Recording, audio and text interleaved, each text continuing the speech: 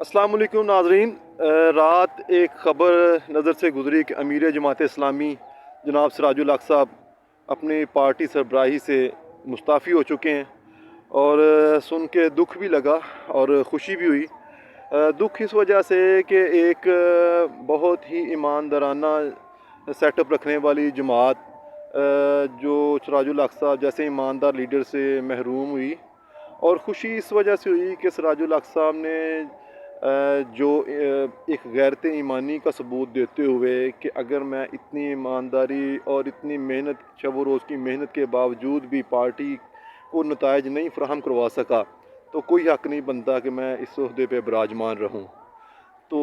ये सिराजुल हक साहब माशाल्लाह आप जानते होंगे बहुत ईमानदार लीडर, और इनके अंडर जो है वो बहुत सी जमात इस्लामी ने कामयाबी समेटी अखलाकियात के लिहाज से, और इनका जो है वो मुस्ताफ़ी होना बनता था नाज़रीन, क्योंकि ये वो जमात है। मुझे एक कालम याद आया कि जब सैयद मुनव्वर हसन साहब इनसे पहले जो वो अमीर जमात इस्लामी मुकर्रर हुए तो जहांगीर बदर पीपल्स पार्टी के सेनेटर, उन्होंने अपने कालम में लिखा कि मैंने इनको मुबारकबाद दी, फ़ोन किया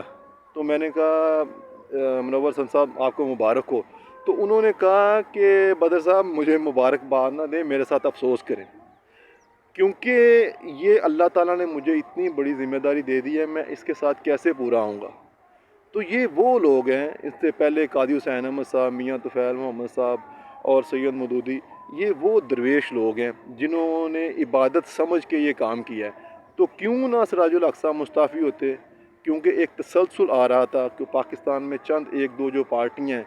जो जमहूरियत पर यकीन रखती हैं, जो मेरिट पर यकीन रखती हैं, उनमें जमात इस्लामी का सबसे पहला नंबर है। और सिराजुल हक साहब के क्रेडिट पे बहुत सारी कामयाबियाँ, जब इन्होंने मुनव्वर हसन साहब के बाद इनको ज़िम्मेदारी सौंपी गई तो उसके बाद इनके सियासी जो सेटअप है उनमें MMA की गवर्नमेंट में ये सीनियर सूबाई वज़ीर ख़जाना रहे हैं, और 1 रुपए की करप्शन भी नहीं इनके ऊपर आ सकी। और आप देख सकते हैं कि एक काउंसलर हो ना यहाँ पे बंदा, तो वो कोठियाँ बना लेता है। तो आप सुहेल वड़ाइच का प्रोग्राम एक दिन जियो के साथ वो सर्च कर सकें तो करें कि इनके घर के सेटअप कैसा है और ये क्या मामला था इनके, और इन्होंने 1 रुपए के भी रवादार नहीं है उस अपनी सीट में से जो उन्होंने मिली थी। उसके बाद आगोश कॉम्प्लेक्स यतीम बच्चों का जो अपग्रेड स्कूल है उनमें उनका शुमार होता है, वो यतीम बच्चों के लिए इदारा चलाया, वो बड़े आसान अंदाज से इन्होंने चलाया। करप्शन की कोई वहाँ पे गुंजाइश नहीं, क्योंकि लोग बड़ी ट्रस्ट करते हैं जमात इस्लामी पे, और उस ट्रस्ट को बरकरार रखना ये बहुत बड़ी चीज़ है। सिराजुल हक ने उसका पूरा पूरा जनाब ख्याल रखा और लोगों के यकीन को मज़ीद मुस्तहकम किया। फिर अल खिदमत ट्रस्ट,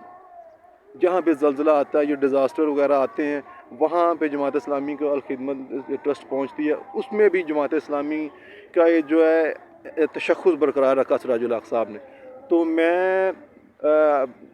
दिल की अथाह गहराइयों से सिराजुल हक साहब को ख़राज तहसीन पेश करता हूँ और सलूट करता हूँ कि जहाँ तक मेरी बात है या यूथ की बात है, वो बिल्कुल, और पाकिस्तानियों की बात जहाँ जहाँ जमात इस्लामी को जाना जाता है, वो सारे मद्दाह हैं सिराजुल हक साहब के और गवाह हैं अल्लाह के हजूर कि उन्होंने अपनी ज़िम्मेदारियों को पूरा पूरा जानते हुए अल्लाह के गोश गुजार ये सारी चीज़ें की हैं, और हम गवाही देते हैं कि वो एक ईमानदार लीडर है, उन्होंने आसान तरीके से अपना काम पूरा किया।